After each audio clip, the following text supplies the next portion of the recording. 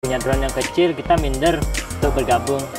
Itu. Di grup WA kami sekitar 200 orang. Kalau diingetin lagi ya nyesek ya sebenarnya.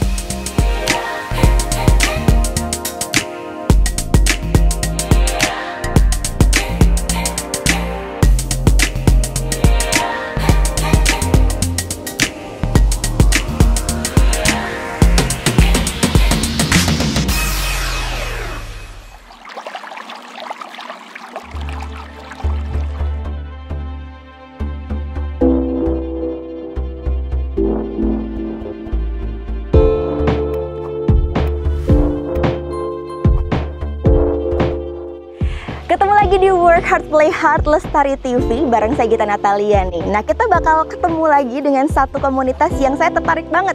Pengen tahu seluk-beluk dari komunitas satu ini. Pecinta fotografi, videografi pasti udah ngeh banget, udah familiar banget dengan alat yang satu ini nih. Yes, drone. Jadi kalau pengen mendapatkan tampilan yang keren banget, visual yang keren untuk tayangan apapun, kayaknya emang drone jadi hal yang sangat mendukung ya.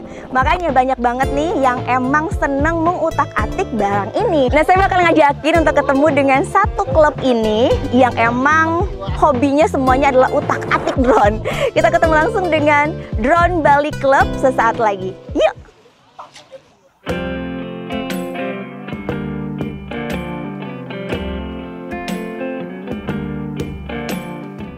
Sebagai orang awam nih yang nggak tahu tentang drone, kalau saya sih ngelihat hamparan drone yang banyak kayak gini jenisnya bingung. Makanya kita bakal nanya langsung ke yang lebih tahu, ada Bli Dharma di sini. Halo Bli Dharma, apa kabar? Bli, ini kan saya kurang tahu nih jenis-jenisnya nih. Ada apa aja sih jenis drone yang depan kita ini? Kalau yang ini jenisnya adalah drone aerial. Drone aerial ini digunakan untuk komersil biasanya. Seperti foto gedung atau video untuk pembuatan prewed. Oke. Kayak ini. Kalau yang kecil ini sama sih, cuman dia kurangnya lebih mini. Oke, tapi untuk hasilnya sama? Beda. Kalau yang ini untuk beginner ke medium beginner. Oke, jadi kalau lebih ini, mudah untuk di handle ya? Iya, di handle. Kalau yang ini medium ke pro biasanya. Oke. Kalau yang ini agak beda sih. Ini saya kalau ngeliatnya kayak Tamiya. Jadi kayak ya, rakitan.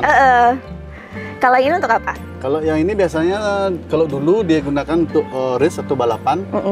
Kalau sekarang lebih ke cinematic FPV. Oke. Pembuatan video untuk sinematik. Dia bisa masuk menjelajahi kayak lubang-lubang tebing atau pohon biasanya. Oke, jadi apa ya, lebih ke medan-medan yang agak sulit ya kalau yang ini ya. Kalau Bli sendiri megang yang mana nih? Kalau saya punya yang itu, drone yang ini? Bukan sebenarnya. Ini? Ya. Oke. Oh, ini sama seperti yang itu sama, ya? Tapi versi pendahulunya. Oke, kalau Bli sendiri sejak kapan sih tertarik dengan drone ini? Saya tertarik drone dari tahun 2015. 2015? Membuat drone rakitan. Terus membuat DBC ini sekitar 4 tahun yang lalu, berawal dari grup drone Spark sebenarnya. Oke. Drone yang mini-mini itu. Terus berkembang sampai sekarang, akhirnya kita buat DBC sampai hari ini. Oke. Berapa banyak anggotanya? Terus kalau sekarang itu antusiasme untuk drone seperti apa di Bali? Kalau anggotanya sendiri itu di grup WA kami sekitar 200 orang. 200 orang? Iya. Oke, dari seluruh Bali? Iya, dari seluruh Bali.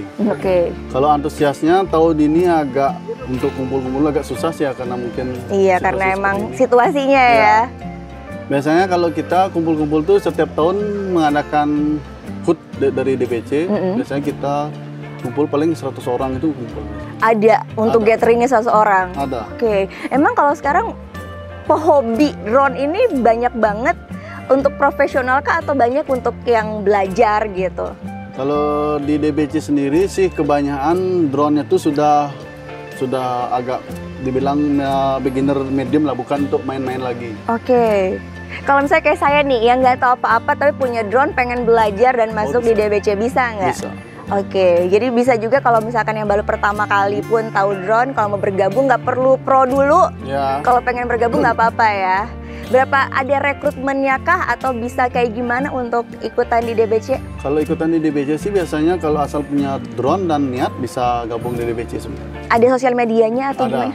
Di mana Di misalnya? Instagram kita punya akun Drone Bali Club, Facebook kita punya seperti grupnya sudah terdiri dari 2000-an anggota. Oke. Kalau untuk follower di Instagram sekitar 600-an. 600-an, oke. Makanya kalau misalkan ada yang buka nih, di-follow untuk DBC-nya. Beli, dari awal kan mainnya belum ada komunitas. Kenapa akhirnya Beli itu pengen untuk buat komunitas? Apa sih benefitnya pehobi drone untuk bareng-bareng gitu? Kalau benefitnya untuk komunitas sih banyak ya. Sebenarnya kalau dari yang kita nggak tahu, menjadi tahu fungsi-fungsi dari drone itu sendiri. Kalau terbang sendiri itu kan mungkin terjadi kesalahan-kesalahan yang kita nggak tahu kan nantinya bisa buat crash atau gimana. Karena aturan sekarang kan harus didampingi sepertinya kalau untuk belajar drone yang seperti model seperti ini. Oke, karena emang kayaknya ada wilayah-wilayah juga yang nggak boleh ya. Kalau wilayah-wilayah itu sebenarnya zonasi namanya. Kalau seperti daerah Kuto itu ada zona merah, zona kuning. Kan ada bandara juga ya. Ada bandara juga, itu nggak boleh terbangin drone. Kayak gini. Oke. Jadi emang lebih baik kalau ada pendamping duluan, ada mentor untuk ngasih tahu ya caranya seperti apa. Kayaknya kalau naikin drone juga ada etika-etikanya gitu kan. Kayak dia tuh nggak boleh kayak drone pemainnya konvensional kayak ini. Dia tuh sudah disetting dari pabrikannya maksimal 150 meter, nggak boleh lebih. Oke. Sebenarnya bisa lebih, tapi dari aturan di Indonesia kita nggak boleh lebih. Beli ini kan saya kayaknya tertarik untuk belajar gitu. Sebenarnya gampang nggak sih untuk pertama kali mencoba untuk menerbangkan drone? Apalagi kan kayaknya drone kan harganya nggak murah ya. Jadi kalau salah terbang gimana-gimana ruginya sedih banget gitu. Ya.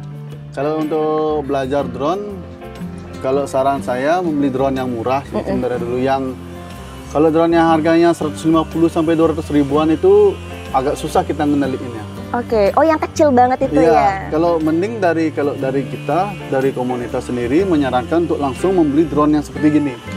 Karena dia sudah mode auto. Artinya kesalahan kita itu diminimalisir. Oke. Oh dia bisa misalnya kan takut salah naikin gitu. Kalau kita salah tuh dia tuh diam drone-nya. Enggak, kalau yang kecil-kecil murah tuh dia jatuh biasanya. Oke. Harganya yang seperti ini untuk pemula yang paling murah. Yang paling murah biasanya 3,5 mungkin ya. 3.500.000. Wow, lumayan. Kalau yang ini sekitar yang ini 20. 20, oke. Ini 15-an mungkin. Oke, kita kan tahu ini alatnya nggak murah kan, tapi benefitnya untuk profesional kalau kita udah tahu nih Beli, pasti Beli pakai juga untuk ini kan, untuk kerjaan kan. Nah seperti apa benefitnya? Jadi orang nggak hanya mahal nih, padahal sebenarnya kalau kita udah punya skillnya, balik ke kita pun lumayan gitu. Kalau benefitnya dari saya sendiri sih, biasanya untuk foto atau video gedung-gedung itu cepat balik modalnya kalau menggunakan yang seperti ini. Karena hasilnya juga bagus nih. Oke, jadi kalau memang mau dipelajarin dengan baik, sebenarnya balik modalnya juga lumayan cepat ya. Beli saya mau belajar, kira-kira yang mana yang bisa nih dikorbankan? Kalau mau belajar itu pakai punya saya aja. Oh yang ini ya, oke baiklah. Boleh ke sana mungkin kita ya? Oke.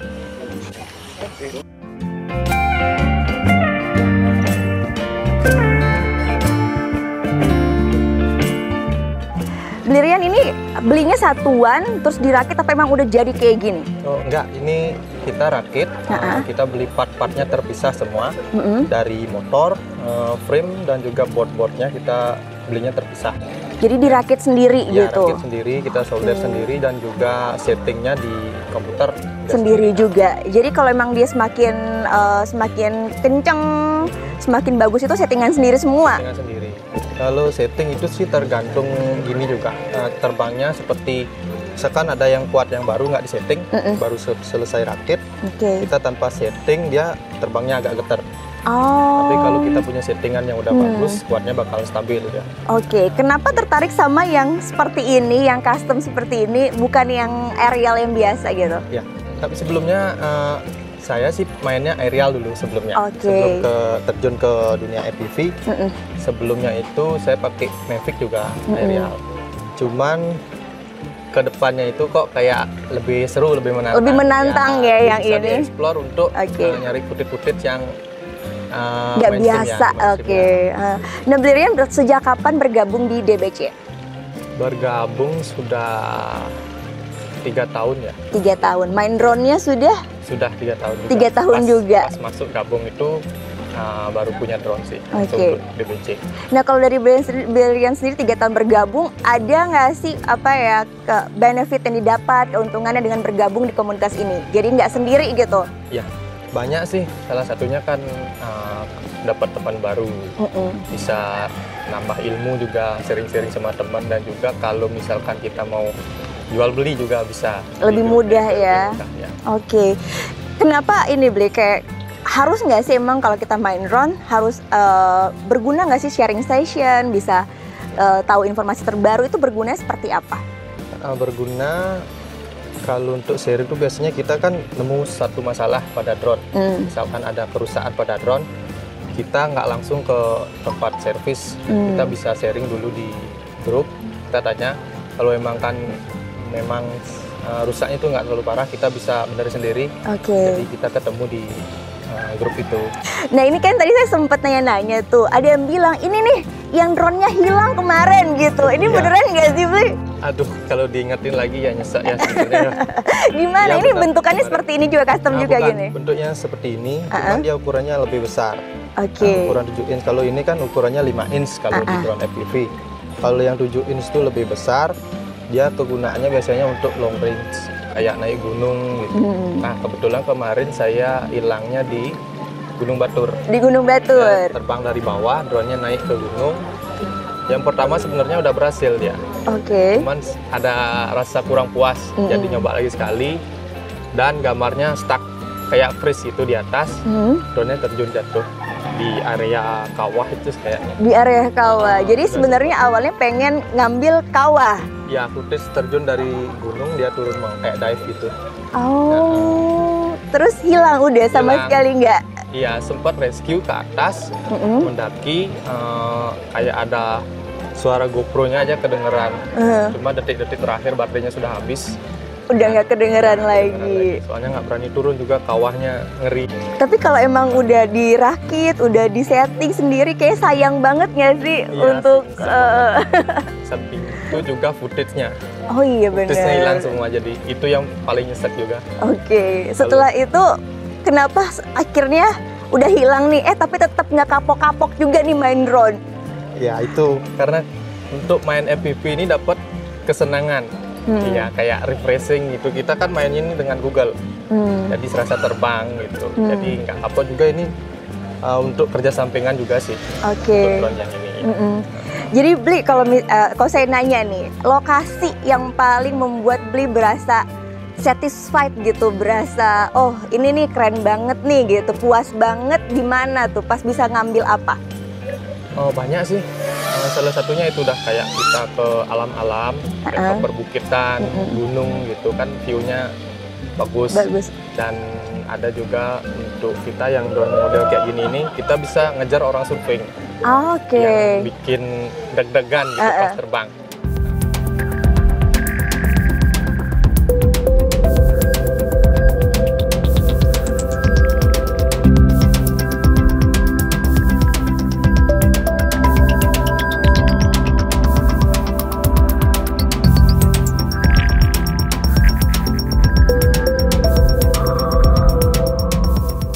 Bli, ini saya seneng banget hari ini bisa ikutan gabung di kumpul-kumpulnya DBC ya. Ini tempatnya seru banget, menyenangkan banget. Emang setiap kumpul-kumpul harus ke tempat-tempat yang seru seperti ini kah?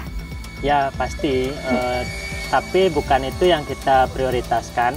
Karena ada tempat-tempat yang bukan milik anggota atau yang di-push sama anggota. Itu yang kita prioritaskan adalah program Menyapa Kawan. Jadi di mana anggota itu bertempat tinggal, jadi kita kopdarnya diusahakan di lingkungan sekitar. Jadi Menyapa Kawan ini programnya untuk datengin anggota-anggota yang mungkin ada di wilayah Bali, hampir seluruh wilayah Bali ya. Keren banget. Salah satunya ini kita di mana nih Bli sekarang? Ini di desa Tegalalang, Kenderan. Yang kebetulan adalah tempatnya salah satu anggota juga ya. Dan juga di sini kebetulan juga karena arealnya bagus banget. Jadi sekalian main, sekalian bisa ngambil footage juga. Aktivitasnya apa aja Bli? Selain kumpul-kumpul, menyapa kawan, ada nggak sih aktivitas mungkin yang memotivasi dari anggota-anggota DBC? Itu sebenarnya itu menitik beratkan ke job ya, karena kita tujuannya bukan hanya kumpul-kumpul saja. Jadi kalau ada job itu kan koordinasi dari pihak yang punya job. Nanti itu kita masuk ke ketua, nanti ketua share ke anggota. Jadi siapa yang cocok untuk job itu. Dari saya sejak bergabung di DBC itu nyaman gitu. Jadi tidak mengharuskan kita harus punya drone bergabung, tapi itu ada satu syarat. Jadi syarat mungkin punya drone yang kecil kita minder untuk bergabung, tidak seperti itu. Jadi punya drone yang harga murah enggak apa-apa. Kita di situ mungkin bisa gali ilmunya kan. Ini mungkin cara kita baru beli drone yang murah, kita tidak bisa mengoperasikan, kita sharing di grup itu. Nanti para senior itu dia akan mengarahkan. Jadi intinya nggak perlu malu kalau memang alatnya masih yang paling murah. It's okay, yang penting ilmunya ya Ble ya. Nah itu dia edisi kali ini dari Work Hard Play Hard. Terima kasih sudah menyaksikan, dan jangan lupa untuk juga saksikan banyak tayangan seru lainnya dari Lestari TV. Dan jangan lupa di subscribe, like, komen, dan juga nyalakan notifikasinya. Saya Gita Natalia pamit, terima kasih banyak. DBC Jaya!